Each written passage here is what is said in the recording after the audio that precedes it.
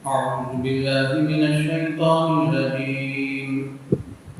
بسم الله الرحمن الرحيم. خلق الإنسان من صلصال كالفخار وخلق الجان من مارج من نار فبأي آلاء ربكما تكذبان رب المشرقين ورب المغربين فبأي آلاء ربكما تكذبان مرج البحرين يلتقيان بينهما برزخ لا يبغيان فبأي آلاء ربكما تكذبان يخرج منهما اللؤلؤ والمرجان فبأي آلاء ربكما تكذبان وله الجوار المنشآت في البحر كالأعلام فبأي آلاء ربكما تكذبان.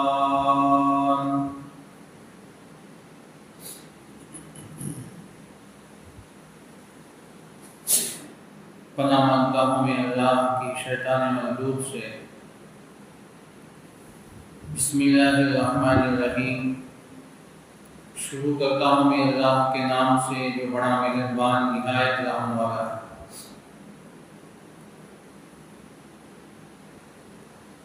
سورۃ الرحمن کی چند آیتوں کی تلاوت ہوئی ہے. یہ سورت قرآن کریم کی سورتوں میں سے ایک اہم سورت ہے. اس کو حدیث میں زینت القرآن کہا گیا. یہ قرآن کی زینت ہے. ایک روایت میں اس کو قرآن کی دلہن کہا گیا ہے. اللہ تعالیٰ نے اس سورت کو فَبِأَيِّ آلَاءِ رَبِّكُمَا تُكَذِّبَانِ کے ذریعے سے سجا دیا ہے.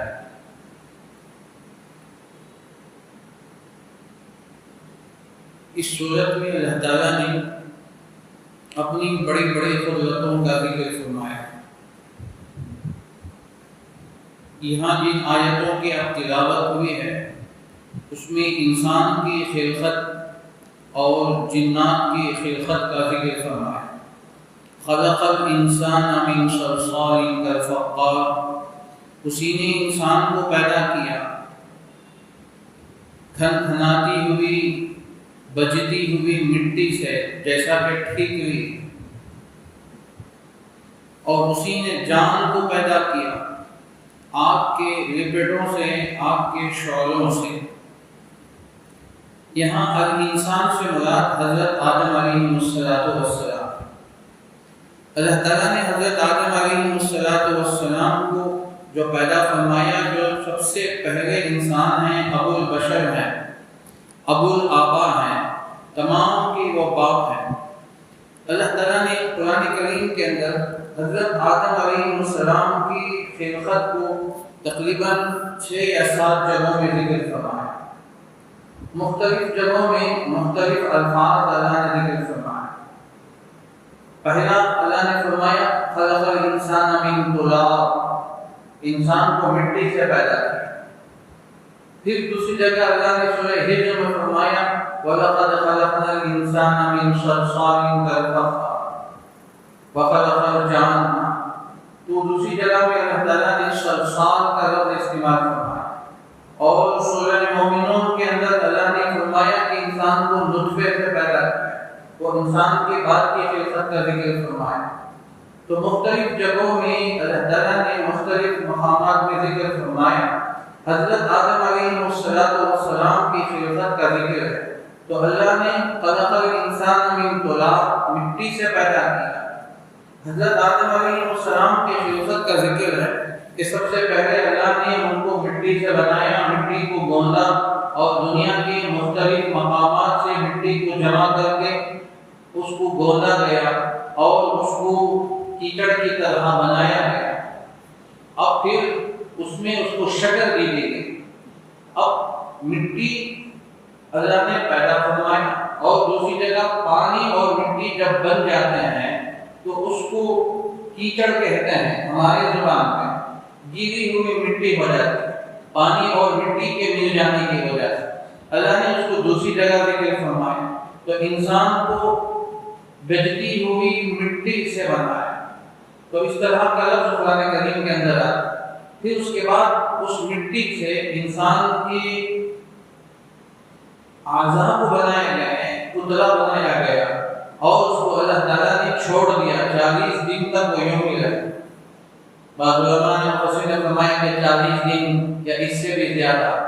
اب وہ جب مٹی سوکھ کر ٹھیکرے کی طرح ہو گئی، بجتی ہوئی کھنکھناتی ہوئی، خلق الانسان من سلالۃ من طین، اللہ نے سورہ مومنون میں فرمایا کہ بجتی ہوئی کھنکھناتی ہوئی مٹی سے پیدا کیا۔ اب پھر اسی الفاظ کو جب یہی مٹی ایک دم سوکھ کر سخت ہو جاتی ہے، جسے ہم ٹھیکرے کہتے ہیں، یہاں سورہ رحمان میں فرمایا کل فخار، فخار کہتے ہیں کہ مٹی، وہ مٹی جس کو سوکھنے کے بعد آگ میں جا کر پکا دیا جائے، تو آگ میں جا کر پکنے کے بعد وہ سخت ہو جائے، تو سرسار کہتے ہیں پانی اور مٹی سے ملنے کے بعد جو کیچڑ بنتا ہے، جو مٹی بن جاتی ہے، گیلی مٹی بنتی ہے، جسے ابھی آگ میں پکایا نہیں گیا، وہ عام مٹی ہوتی ہے۔ تو اللہ نے انسان کو مختلف ادوار سے پیدا کیا، مٹی سے پیدا کیا، پانی اور مٹی سے، پھر پانی اور مٹی سے بنا کر انسان کے اعضاء کو بنایا گیا، اس کو یوں ہی چھوڑ دیا گیا، تو من صلصال فرمایا، پھر اس کے بعد اس کو سخت ہو گئے، تو یہاں اللہ نے فرمایا کہ خلق الانسان من صلصال کالفخار، بجتی ہوئی مٹی، جیسے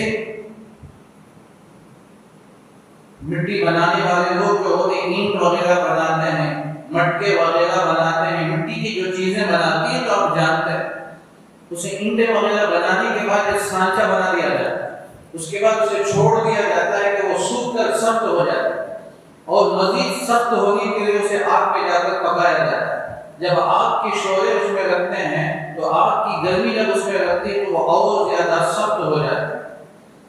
تو مٹی بننے کے بعد اس کا ایک نام ہوتا ہے، سوکھ جانے کے بعد وہ مٹی سخت ہو جاتی ہے، پھر اسے اور پکا دیا جائے آگ میں تو اور زیادہ وہ ٹھیک نہیں بن جائے۔ تو حضرت آدم علیہ السلام کو بھی اللہ تعالیٰ نے قرآن میں 5-6 جگہ 6-7 جگہ اللہ نے لفظ استعمال کیا، مٹی سے پیدا کیا، پانی سے پیدا کیا، اور اسی طرح بچتی ہوئی پانی مٹی سے بنایا، کھنکھناتی ہوئی مٹی سے پیدا کیا۔ تو یہاں گویا آخری مرحلہ ہے جو انسان کا بنایا گیا، تو یہاں سورہ رحمان میں اللہ نے ذکر فرمایا خلق الانسان من صلصال کالفخار، اسی نے انسان کو پیدا کیا بجتی ہوئی مٹی سے، جیسا کہ ٹھیکری ہے، فخار کہنے ٹھیکری۔ پھر اس کے بعد اللہ نے انسان کو بنانے کے بعد پھر فرمایا وَخَلَقَ الْجَانَّ مِن مَارِجٍ مِّن نَارٍ، جان یہ جنات کا باپ ہے، جیسے انسانوں کے باپ حضرت آدم ہیں، جنات کا جو باپ ہے اسے جان کہا جاتا ہے، جسے عزازیل بھی کہا جاتا ہے، جسے ہم ابلیس بھی کہتے ہیں، مختلف اس کے نام ہیں۔ تو جان جنات کا جو سب سے بڑا ہے، جیسے حضرت آدم سب انسانوں کے باپ ہے، تو جان یہ جنات کا یہ باپ۔ اللہ تعالیٰ نے اس کو کیسے پیدا کیا؟ فرمایا آگ کے شعلوں سے، جب آگ بھڑکتی ہے، آگ کے اوپر جب شعلے اڑتے ہیں، اس کی تیزی اڑتی ہوا میں اوپر جاتی ہے، ان شعلوں سے اللہ تعالیٰ نے جان کو جنات کو بنایا۔ تو ان کی خلقت کے اندر آگ کی صفت ہے، اور اللہ تعالیٰ نے انسان کو بنایا تو مٹی سے۔ ان دونوں میں زمین و آسمان کا فرق ہے، لیکن دونوں ایک ساتھ فرشتوں کے ساتھ آسمان میں رہنے لگے۔ تو اللہ تعالیٰ نے جنات کو جو بنایا ہے آگ کے شعلوں سے، من نار السموم، ایک جگہ اللہ نے فرمایا سورہ ہجر میں من نار السموم، آگ کی جو گرم شعاعیں ہیں، جب شعاعیں اڑتی ہیں تو اس میں بنایا۔ جب آگ کو زیادہ روشن کیا جائے تو اوپر آگ کے بعد اوپر کچھ چیزیں اڑتی، جس کو نار السموم کہا جاتا ہے۔ شعلے کہا جاتا ہے. شعلے زیادہ جب بلند ہوتے ہیں تو اوپر کی طرف جاتے ہیں. ان شعلوں سے، ان گرم ہواؤں سے اللہ تعالیٰ نے جنات کو بنایا. اب ان دونوں کو بنانے کا ذکر کیوں فرمایا؟ یہ بھی دونوں اللہ تعالیٰ کی نعمت ہیں اور اللہ تعالیٰ کی قدرت. ان دونوں کو ذکر کیوں فرمایا؟ خلق الانسان من صلصال کالفخار وخلق الجان من مارج من نار. اب دونوں کے اندر زمین و آسمان کا فرق ہے. یہ مخلوق بنتی ہے مٹی سے، یہ مخلوق جو بنی ہے آگ کے شعلوں سے. اب اللہ تعالیٰ نے قرآن کریم کے اندر فرمایا کہ اسجدوا لآدم. جب حضرت آدم کو پیدا فرمایا اور علم الاسماء سکھایا، جو سورہ بقرہ میں شروع ہی میں 30ویں رکوع میں اس کا واقعہ موجود ہے، تو اللہ نے کہا کہ تم ان کے لیے سجدہ کرو. فسجدوا، سب نے سجدہ کیا، الا ابلیس ابا واستکبر وکان من الکافرین. تو اس نے انکار کیا اور تکبر کیا، وکان من الکافرین، اور کافروں میں سے ہو. جب اللہ تعالیٰ نے اسے پوچھا کہ تو کیوں سجدہ نہیں کیا، تو اس نے دلیل جو پیش کی، قرآن کریم کے اندر 2-3 جگہ میں اس کا ذکر فرمایا. اس نے کہا کہ میں کیوں سجدہ کروں؟ انا خیر من، میں آدم سے بہتر ہوں. خلقتنی من نار وخلقتہ من طین. تو نے مجھے آگ کے شعلوں سے بنایا ہے اور اس کو تو نے مٹی سے بنایا. اب دونوں میں فرق ہے. اب اس نے اپنی عقل کے ذریعے سے اس نے یہ فیصلہ کیا آگ کے شعلے اوپر جاتے ہیں اور مٹی نیچے جاتی ہے. یہ بلندی کو چاہتا ہے، یہ پستی کو چاہتا ہے. بلند مخلوق پستی مخلوق کو کیسے وہ سجدہ کر سکتا؟ تو سب سے پہلے غلطی اس نے جو کی وہ اپنی عقل کا استعمال کیا. علماء نے، مفسرین نے لکھا ہے اللہ کے احکامات میں عقل کو دوڑایا نہیں جائے گا، عقل کا استعمال نہیں ہوگا. اللہ کا حکم ہے بس. اللہ نے کہا بس کہہ دیا. نماز پڑھو تو نماز پڑھو، روزہ رکھو تو روزہ رکھو. جو اللہ کا حکم ہے یہ کرنا تو کرنا ہے، نہیں کرنا ہے تو نہیں کرنا. جتنے اللہ تعالیٰ نے حکم دیا اوامر ہیں اس پر عمل کر، جتنے نواہی ہیں اس کو چھوڑ دیا. اس سے حکیم الامت حضرت تھانوی علیہ الرحمہ نے بہت سی مثالیں دی. اگر اس عقل کا استعمال کیا جائے تو ہماری عقل تو کچھ کہتی ہے، شریعت تو کچھ کہتی ہے. ہماری عقل تو کچھ کہتی ہے، شریعت کچھ اور کہتی ہے. مثلا ہم تیمم کرتے ہیں. تیمم جو کرتے ہیں مٹی سے ہم تیمم کرتے ہیں. ہماری عقل تو یہاں کام نہیں کرتی ہوئی یہ کیا مٹی سے تیمم کرنا ہے؟ یہ پانی کا بدل کیسے ہوگا؟ پانی کہاں مٹی کا؟ تو قرآن نے کہا اگر پانی نہ ہونے کی صورت میں فَتَيَمَّمُوا صَعِيدًا طَيِّبًا، پاک مٹی سے تیمم کرو. ہماری عقل تو نہیں کہتی کہ بھئی پانی میں تو پانی سے اگر ہم غسل کریں گے، وضو بھی کریں گے، یہ آزاد ہو جائیں گے، چہرہ دھوئے گا اور یہ تمام چیزیں پاک ہوگی. لیکن اس کو چھوڑ کر اگر کوئی مٹی پر ہاتھ مار کر کرے گا تو چہرہ گندا ہوگا یا پاک ہوگا؟ ہماری عقل تو کہتی ہے کہ گندا ہوگا. مٹی دھول لگے گا، ڈسٹ ہمارے چہروں پہ آئے گا، ڈسٹ ہمارے ہاتھوں پہ لگے گا. اگر کہ ہم جھاڑ میں دے رہے لیکن کچھ نہ کچھ تو اس کا ڈسٹ تو اس کا اثر تو ہمارے چہروں پر ہاتھوں پر ہوگا. ہماری عقل تو نہیں ہے. لیکن اللہ کا حکم ہے، قرآن کا حکم ہے فَتَيَمَّمُوا فَلَمْ تَجِدُوا مَاءً، اگر تمہارے پاس پانی نہ ہو پاک مٹی سے تیمم کرو. دوسری مثال ہے خفین پر مسح کرنا، موزوں پر مسح کرنا. ہم جب موزے پہنتے ہیں، چمڑے کے موزے پہنتے ہیں، تو اب حکم یہ ہے یہ پاؤں ہے تو پاؤں کے اوپر کا حصہ اس طرح ہم مسح کریں.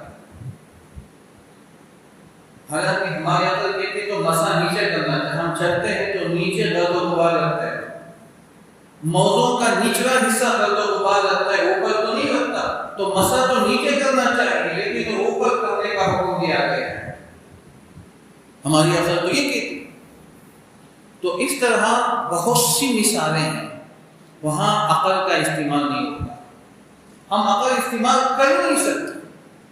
اللہ کا حکم ہے بس کرو تو کرو. اللہ کے نبی صلی اللہ علیہ وسلم کا طریقہ ہے بس کرنا. سحری ہم کھاتے ہیں رات کے 4 بجے 4:30 بجے. ہماری عادت تو یہ تھی کہ یہ تو کھانے کا ہے ہی نہیں. اگر اس وقت جو عین نیند کا وقت ہوتا ہے، بہترین سے بہترین اگر بریانی بھی ہو تو اگر اس وقت بندے کو کھانے کے لیے کہا جائے عام وقت میں، رمضان چھوڑیے، رمضان کا الگ مسئلہ ہے، تو عقل تو نہیں کہتی کہ بھائی اس وقت کھانے کا موڈ نہیں ہے، تو کھانے کا وقت بھی نہیں ہے، بھوک کا وقت بھی نہیں ہے. لیکن شریعت کہتی ہے کہ سحری کرو، تسحروا فإن فی السحور برکۃ، سحری کرو، اسے سحری میں برکت. تو ایسے بہت سے سینکڑوں مثالیں.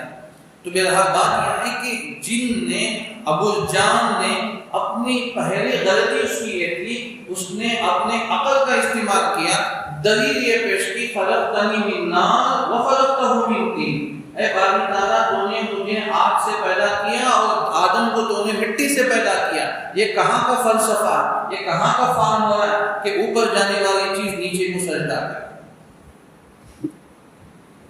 اللہ تعالیٰ نے کہا کہ یہاں سے نکل، اب یہاں نہیں کی ضرورت، ایک بھی تو منہا، نکل جاؤ یہاں سے.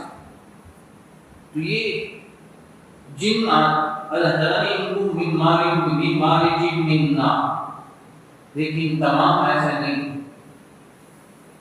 جنات کا جو ابو جان ہے اس نے انکار کیا، لیکن جنات کے اندر بھی مسلمان ہیں، مومن ہیں، کافر ہیں، یہودی ہیں، نصرانی ہیں، وہ بھی نمازوں کی پابندی کرتے ہیں، وہ بھی مسلمان ہیں. اس سے پہلے بھی 2-3 درس پہلے اس صورت کے شروع میں آپ کے سامنے بات آ چکی ہے، جنات کے واقعات، ایمان لانے کا واقعہ آپ کے سامنے آ چکا.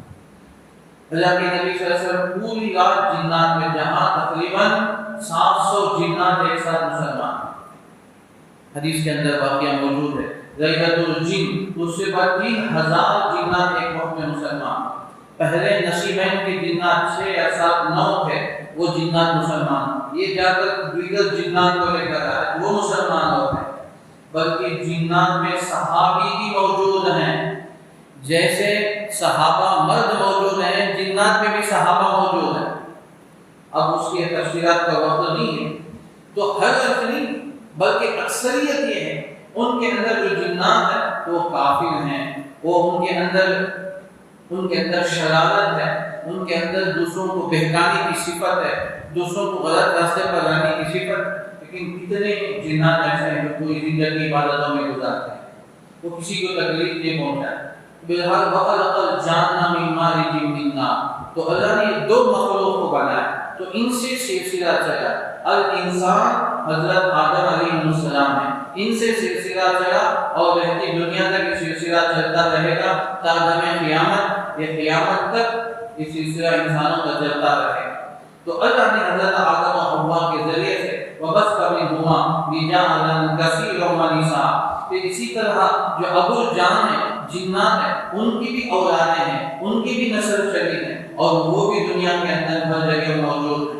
تو اللہ نے ایک بڑی نعمت ہے اللہ کی طرف سے، ان نعمتوں کا ذکر فرمایا. خلق الانسان من صلصال کالفخار، اسی نے انسان کو پیدا کیا بجتی ہوئی کھنکھناتی ہوئی مٹی سے جیسا کہ ٹھیکری ہے. وخلق الجان من مارج من نار، اور اسی نے جان کو پیدا کیا آگ کے وپٹوں سے، آگ کے شعلوں سے اس نے پیدا کیا. فبأي آلاء ربكما تكذبان، اے انسان اور جنات تم اپنے رب کی کن نعمتوں کا انکار کرو گے.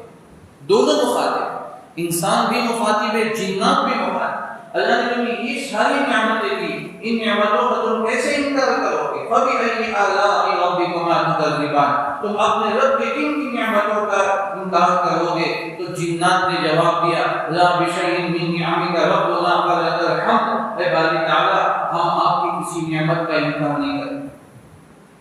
تو یہ جنات نے جواب دیا. پھر اس کے بعد رب المشرقین و رب المغربین، مشرقین کا بھی رب ہے، مغربین کا بھی رب، دونوں مشرق دونوں مغرب. عربوں کے یہاں الگ الگ 4 سمت کو بیان نہیں کرتے. مشرقین کہتے ہیں تو مشرق اور مغرب دونوں مراد ہوتے ہیں، مغربین کہتے ہیں شمال اور جنوب دونوں مراد ہو جاتے ہیں. تو 2 سمت بول کر چاروں سمت مراد. تو مشرق مغرب شمال جنوب مطلب یہ ہے کہ اللہ تبارک و تعالیٰ پورے عالم کا رب ہے، مشرق سے لے کر مغرب تک، شمال سے لے کر جنوب تک، پوری کائنات کا وہ رب ہے، آسمان سے لے کر زمین تک، زمینوں کا بھی رب ہے، آسمانوں کا بھی رب ہے، پہاڑوں کا بھی رب ہے، اور اسی طرح انسانوں کا بھی رب ہے، جنات کا بھی رب ہے، فرشتوں کا بھی رب ہے، جتنی مخلوقات ہیں آگے 2-3 آیتوں کے بعد ہے، سب کا سب وہی رب ہے، ہر چیز اسی کے ہے، سب کو فنا ہے، لیکن وَيَبْقَى وَجْهُ رَبِّكَ ذُو الْجَلَالِ وَالْإِكْرَامِ وَلَهُ مَا فِي السَّمَاوَاتِ وَالْأَرْضِ وَلَهُ مَن فِي السَّمَاوَاتِ وَالْأَرْضِ، اسی کے لیے جو کچھ آسمانوں میں ہے، اسی کے لیے جو کچھ زمین میں ہے، سب اسی کا ہے۔ تو مشرقین اور مغربین کے ہیکل اللہ تبارک و تعالیٰ نے اپنی نعمت کا ذکر فرمایا۔ اب سوال یہ پیدا ہوگا، مشرقین ہیں مغربین ہیں، ہمارے لیے کیا نعمت ہے؟ مشرق ہوگا، ہمارے لیے کیا نعمت ہے؟ انسان اور جنات سے یہاں خطاب ہے، میرے لیے آپ کے لیے کیسے نعمت بن سکتے؟ مشرق اور مغرب، شمال اور جنوب، کیسے نعمت ہوگی؟ کوئی اللہ کی مخلوق ہے، لیکن میرے اور آپ کے لیے کیسے نعمت بن سکتی ہے؟ امام جلال الدین سیوطی رحمۃ اللہ علیہ تفسیر کے اندر، تفسیر در منصور میں اور اسی طرح دیگر مفسرین کرام نے لکھا ہے، حقیقت میں یہ میرے اور آپ کے لیے آپ کے لیے نعمت ہے۔ مشرق سے سورج نکلتا ہے، مغرب میں سورج غروب ہوتا ہے۔ سورج نکلتا ہے میرے اور آپ کے فائدے کے لیے، سورج غروب ہوتا ہے میرے اور آپ کے لیے۔ سورج نکلتا ہے تو دن آنے کی علامت ہے، سورج غروب ہوتا ہے دن جانے کی، رات آنے کی علامت ہے۔ جب رات آتی ہے، رات کی تاریکیاں چھاتی ہیں تو آسمان میں چاند اور ستارے، کواکب، نجوم، دیگر سیارات آسمان پہ نمودار ہوتے ہیں، اپنی زینت اس کو بخشتے ہیں، تو جس کی وجہ سے میرے اور آپ کے لیے نعمت ہے۔ سورج کتنی بڑی نعمت، اور اسی سورج سے دن رات کی تبدیلیاں ہوتی ہیں، اسی سورج سے دن کے ایام بدلتے ہیں۔ آج کا ایک دن، کل کا دن، 8 دن میں ایک ہفتہ بنا، 4 یا 5 ہفتے میں ایک مہینہ بنتا ہے، اور 12 مہینوں میں ایک سال بنتے ہیں۔ اسی طرح اس کی گنتی ہے، عدد السنین والحساب، اسی سے تمام چیزیں اللہ نے منسلک رکھی ہیں۔ اور بارشوں کا ہونا، ہواؤں کا چلنا، بادلوں کا آنا، بادلوں کا برسنا، اور اسی طرح پانیوں کا بہنا، کنووں کا ابلنا، سمندروں کا بہنا، ندیوں کا چلنا، یہ سب کے سب انہی چیزوں سے منسلک ہے۔ اللہ تعالیٰ نے ایک ایک چیز میرے اور آپ کے لیے نعمت بنا کر رکھی، تو اس لیے مشرقین اور مغربین کہہ کر اللہ تعالیٰ نے ان سے جو فائدہ ہے، موسم 4 موسم ہے، موسم سرما، گرما، اور اسی طرح موسم بہار، موسم پتجھڑ، یہ سب جو موسم ہے، یہ موسم بدلتے ہیں، موسم کی تبدیلیاں ہوتی ہیں، زمین سے اناج غلے اگتے ہیں، درخت نکلتے ہیں، کھیتیاں اگتے ہیں، باغات سے پھل پھول نکلتے ہیں، جس سے انسان اور جانور تمام مخلوقات پیدا اٹھاتے ہیں، بارشوں کا اترنا، کنوؤں کا بھرنا، سمندروں کا بہنا، یہ سب کے سب میرے اور آپ کے فائدے ہیں۔ وہی مشرق ہے، مغرب ہے۔ اللہ تبارک و تعالیٰ نے آگے اسی نعمت کا آگے چند آیتوں کے بعد ذکر فرمایا۔ تو یہ مشرق اور مغرب، شمال اور جنوب، یہ 4 سمت کس نے بنائے؟ وہ اس کا رب ہے، اس رب کی تم عبادت کرو، اس رب کے سامنے اپنی جبین کو، اپنی پیشانی کو جھکاؤ۔ سورج بھی اللہ کے لیے سجدہ کرے، وَلِلَّهِ يَسْجُدُ مَن فِي السَّمَاوَاتِ وَالْأَرْضِ، ہر چیز اللہ کے لیے سجدہ کرتا ہے، سب اللہ کے سجدہ کرتے ہیں۔ كُلٌّ لَهُ خَانِتُونَ، سب کے سب جتنے مخلوقات ہیں، سب کے سب اللہ کے بارگاہ میں سجدہ رہتے ہیں، اللہ کے دربار میں سجدہ رہتے ہیں۔ بہرحال مشرقین اور مغربین یہ بھی ہمارے لیے نعمت ہیں، اللہ تعالیٰ نے بنایا ہے۔ رب المشرقین ورب المغربین فبأي آلاء ربكما تكذبان، اور انسان اور جنات اپنے رب کی کن کن نعمتوں کا تم انکار کرو گے؟ آگے فرمایا نعمتوں کا ذکر ہے، مرج البحرین یلتقیان بینہما برزخ لا یبغیان، دو سمندر آپس میں ملتے ہوئے چلتے ہیں، ایک میٹھے پانی کا سمندر، دوسرا کھارا پانی کا سمندر، بینہما برزخ، ان دونوں کے درمیان اللہ نے ایک پردے کو رکھا، اللہ نے ایک آڑ کو رکھا، لا یبغیان، دونوں آپس میں ملتے نہیں ہیں۔ میٹھا پانی کھارا پانی میں جا کر نہیں ملتا ہے، کھارا پانی میٹھے پانی میں جا کر نہیں ملتا ہے، دونوں ایک ساتھ چل رہے ہیں۔ ادھر میٹھا پانی کا سمندر، ادھر کھارا پانی کا سمندر، یہ دنیا میں 7 جگہ پر یا 6 جگہ پر ایسے سمندر رہتے ہیں، آپ گوگل کو ریسرچ کر کے دیکھیں۔ یہ اللہ تعالیٰ کی قدرت ہے جو اللہ اس طرح چلا ہے، اور دونوں پانی اس طرح ٹکراتے ہیں، لیکن یہ پانی اس میں نہیں ملتا، یہ پانی اس میں نہیں ملتا، ایسے معلوم ہوتا ہے کہ ان دونوں پانی کے درمیان برزخ لا یبغیان، ایک پردہ ہے، ایک دیوار ہے جو ہمیں نظر نہیں آتے، دونوں کو آپس میں ملنے نہیں دیتا، دونوں ایک ساتھ چل رہے ہیں۔ قرآن کریم کے اندر اللہ نے نعمتوں کا ذکر فرمایا، کتنی بڑی نعمت ہے، تو دونوں ایک ساتھ چل رہے ہیں۔ وہ پانی آپ اٹھا کر چکھ کر دیکھیں، پی کر دیکھیں، میٹھا رہے گا، یہ پانی اٹھا کر چکھ کر دیکھیں تو آپ منہ میں رکھ بھی نہیں سکتے، اتنا کھارا ہوگا، کہ دونوں ایک ساتھ چل رہے ہیں۔ کون سی وہ قدرت ہے، کون سی وہ طاقت ہے جو دونوں کو ملنے نہیں دیتی؟ تو یہ اللہ تعالیٰ کی نعمت ہے، بینہما برزخ، درمیان میں ایک ایسا آڑ ہے، لا یبغیان، دونوں آپس میں ملنے نہیں۔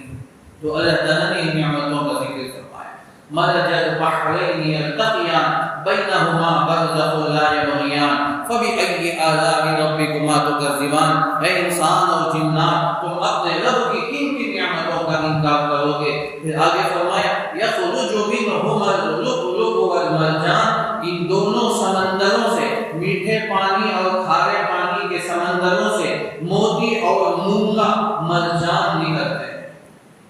لؤلؤ کہتے ہیں قیمتی موتی، مرجان کہتے ہیں جسے اردو میں مونگا کہتے ہیں، مونگا یہ بھی قیمتی پتھر ہے، قیمتی سیپی ہے، قیمتی موتی ہے، جو ہزاروں نہیں کروڑوں میں اس کی قیمت بنتی ہے۔ ایسے قیمتی پتھر اللہ تعالیٰ سمندر سے نکالتے ہیں۔ حدیث میں فرمایا گیا وہ کیسے نکلتے ہیں کہ جب بارش ہونے والی ہوتی، ہوائیں چلتی ہیں، تو سمندر کے پانی جب ہواؤں سے رہتے ہیں، ٹکراتے ہیں، تو کچھ سیپیاں اندر سے آ کر پانی کے تہہ پر اوپر پہ 2 سیپی اس طرح ہوتے ہیں تو منہ کھول دیتے ہیں، تو جب پانی کا خطرہ ایک خطرہ پڑتے ہیں تو وہ سیپی اس طرح بند ہو جاتا ہے، سمندر کے تہہ میں چلے جاتے ہیں۔ تو اس طرح ہزاروں سیپیاں سمندر میں وقفے سے تھوڑے تھوڑے مقام پر جب بارش ہونے والی ہوتی ہے، اس سے پہلے، بارش آنے سے پہلے یہ سیپی سمندروں کے اوپر آ کر اپنا منہ کھول کے تیار رہے، گویا اس بارش کے ایک قطرے کا وہ منتظر ہے، جیسے ایک قطرہ پڑتا ہے تو خود بخود وہ سیپیاں بند ہو جاتی ہیں، زمین کی سمندر کے تہ پہ چلی جاتی ہیں۔ ایک زمانہ گزرنے کے بعد ان سیپیوں سے قیمتی موتیاں نکلتے ہیں، یہی لؤلؤ اور مرجان ہے۔ بعض کہتے ہیں کہ لؤلؤ سادہ موتی ہیں، وہ بھی قیمتی ہے، لیکن جو مرجان ہے وہ بعض ہرا ہوتے ہیں، بعض لال ہوتے ہیں، بعض ایک دم گرے ہرا ہوتا ہے، اس میں رنگ بدل کے ہوتے ہیں۔ اب جیسے جیسے رنگ ہوگا تو اس کی قیمت بڑھ جاتی ہے، رنگ کی وجہ سے قیمت ہو جاتی ہے۔ تو یہاں مجھے ایک بات یاد آئی جب تصویر میں دیکھ رہا کہ جو لوگ مچھلیاں بیچتے ہیں اور اسی طرح جو برڈز پرندے بیچتے ہیں تو رنگ کی وجہ سے قیمت بڑھ جاتی ہے۔ جو بلیاں بیچتے ہیں تو رنگ کی وجہ سے قیمت 1000 میں بڑھ جاتی ہے، وہی بلی اتنے 1000 میں، تو رنگ اگر چینج ہو جائے، رنگ بدل جائے تو اس کی قیمت بڑھ جاتی ہے، یعنی اس کی خوبصورتی پر رنگ پر قیمت بڑھ جاتی ہے۔ جو کبوتر وغیرہ پرندے جو پالتے ہیں، جتنا خوبصورت ہوگا کبوتر، وہ برڈز، وہ پرندہ جتنا خوبصورت ہوگا اس کی اتنی قیمت، حالانکہ وہی ذات کا کبوتر اس کی قیمت 1000-2000 میں مل جائے، لیکن اگر رنگ میں تبدیل ہو جائے، آنکھوں میں خوبصورتی آ جائے تو ہزاروں میں چلی جائے۔ تو اسی طرح موتی جو مونگا ہے، مونگا تو 3 رنگ کے آتے ہیں، تو ایک ہرا ہوتا ہے، دوسرا لال ہوتا ہے اور دوسرا ایک دم گرے ہرا ہوتا ہے، لال ہرا۔ جو رنگ جب بدلتے ہیں تو اس کی قیمتیں بدل جاتی ہیں۔ تو وَمِنَ الشَّيَاطِينِ مَن يَغُوصُونَ لَهُ وَيَعْمَلُونَ عَمَلًا دُونَ ذَلِكَ، جو ہوتا زن ہوتے ہیں، سمندر کے تہ میں جاتے ہیں، تہ میں جا کر ایسی موتیاں چن چن کر ڈھونڈ ڈھونڈ کر لے کر آتے ہیں۔ سب سے پہلا کام حضرت سلیمان علیہ السلام نے کیا، جسے اللہ نے سورہ انبیاء میں 17ویں پارے میں ذکر فرمایا کہ جو شیاطین اور جنات تھے، ایک جماعت ایسی تھی، حضرت سلیمان علیہ السلام کے حکم سے سمندر کے تہ میں جاتے تھے، گہرائی میں جا کر اس طرح کی قیمتی موتیاں لے کر آتے تھے، حضرت سلیمان علیہ السلام کے پاس آ کر پیش کرتے تھے۔ نایاب قیمتی نادر موتیاں حضرت سلیمان علیہ السلام اپنے تخت میں اور اپنے جو تاج ہوتا تھا، سر پہ جو امامہ تاج ہوتا تھا، اس میں ان قیمتی موتیوں کو سجایا۔ اب جو ہماری مسجد اقصیٰ ہے، اس میں جو پہلے اس وقت میں جو سلیمان علیہ السلام نے بنایا، تو اس میں قیمتی پتھر تھے جسے ہم لشکر کہتے ہیں، ان پتھروں سے مسجد کو، مسجد اقصیٰ کو سجایا گیا۔ تو اس وقت جب سب سے پہلے کابل پر جس نے حملہ کیا تھا، حضرت سلیمان علیہ السلام کی مسجد پر حملہ کیا، تو اس نے وہاں سے جو قیمتی چیزیں لے کر گئے تو 12 بیل گاڑیوں میں بھر کر لے کر گیا وہ کم وقت۔ تاریخ کی کتابوں میں لکھا تو کتنا سامان تھا، کتنی قیمتی چیز ہو، تو اس نے اپنے ملک میں یہاں سے لے کر مسجد اقصیٰ سے اس پر لوگوں کو حملہ کر کے، مسجد کو حملہ کر کے کچھ نقصان پہنچایا۔ مسجد کے اندر جتنے قیمتی قسم کے تھے تو 12 بیل گاڑیوں میں بھر کر اس نے مسجد اقصیٰ کی چیزوں کو چرا کر رکھا۔ تو یہ کہاں سے تھے؟ سمندر کی تہ میں جا کر سلیمان علیہ السلام کے حکم سے یہ جنات جاتے تھے، پھر اس کے بعد اس کو وہاں سے قیمتی پتھروں کو لے کر آتے تھے، لؤلؤ اور موتی مرجان لے کر آتے۔ تو آج بھی حکومت کی طرف سے ایک ٹیم، ایک جماعت موجود ہے، تو باقاعدہ سمندر کی گہرائیوں میں جاتے ہیں۔ تو ہم آج کل ٹی وی وغیرہ میں آپ دیکھتے ہیں ڈسکوری کے اندر، تو سمندروں کے اندر جاتے ہیں تو ان چیزوں کو نکال لیتے ہیں۔ یہ اللہ کی قدرت، یہ اللہ کی نعمتیں ہیں۔ تو سمندر کی گہرائی میں ان چیزوں میں، جو سمندر کی زمین ہوتی ہے وہاں ایک گہرائی میں چیزیں ہوتی ہیں۔ یخرج منہما اللؤلؤ والمرجان۔ اب یہاں مفسرین کہتے ہیں کیا میٹھے اور کھارا پانی دونوں سمندروں سے نکلتے ہیں؟ بعض مفسرین نے فرمایا کہ ہاں، میٹھے پانی کے سمندر سے بھی نکلتے ہیں، کھارا پانی کے سمندر سے بھی نکلتے ہیں، لیکن بعض مفسرین فرماتے ہیں کہ کھارا پانی کے سمندر سے زیادہ نکلتے ہیں۔ سب سے زیادہ یہ جو قیمتی پتھر، لؤلؤ اور موتی، مرجان، مونگا، یہ جو چیزیں ہیں کھارا پانی کے سمندر کی تہ میں ہو، بہت زیادہ مستقل ایک ٹیم، ایک جماعت ہوتی جو اس طرح جاتی۔ تو بعض جگہ پانی ایسے ہوتے ہیں کہ پانی جو بہتا ہے اوپر کھارا پانی، نیچے ایک دم میٹھا پانی ہوتا ہے، اور بعض جگہوں میں اوپر پانی ایک دم ٹھنڈا ہوتا ہے، نیچے پانی ایک دم گرم ہوتا ہے۔ یہ سب اللہ کی قدرت ہے۔ دنیا کے مختلف علاقوں میں چیزیں پانی آئے، تو ایک ہی سمندر، پانی بہہ رہا ہے، اوپر ٹھنڈا پانی، نیچے گرم پانی، اوپر کھارا پانی، نیچے جتنے چلے جائیں تو ایک دم میٹھا پانی۔ سمندر میں ایک دم کھارا پانی، 1 منٹ میں آپ پانی وہ میں نہیں رہ سکتے، لیکن تھوڑے سے 10 فٹ کے فاصلے پر اگر کھودا جائے وہاں میٹھا پانی نکلتا ہے، ایک دم میٹھا۔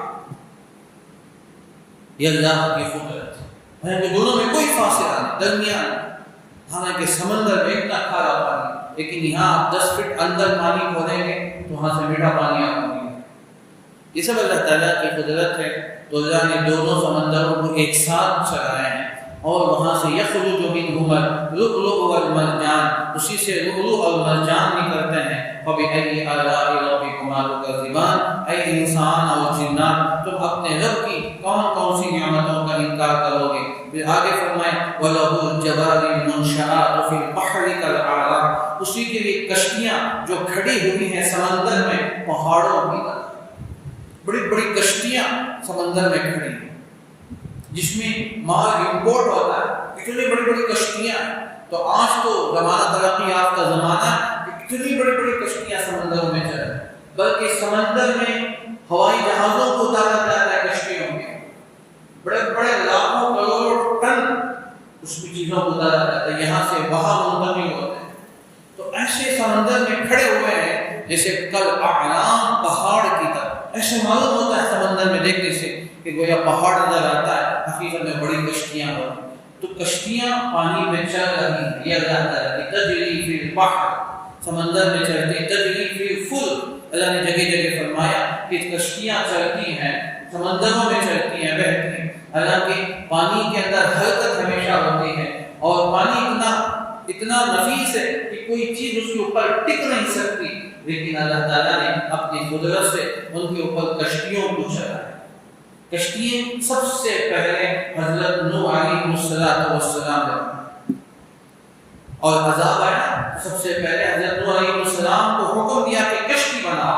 حضرت جبرائیل آ کر ان کو سمجھا رہا ہے، گویا وہ انجینئر ہے حضرت جبرائیل۔ حضرت نوح علیہ السلام نے 3 درجے کی کشتی بنائی، جو سب سے پہلے جو کشتی بنی وہ 3 درجے کی، 3 فلور کی۔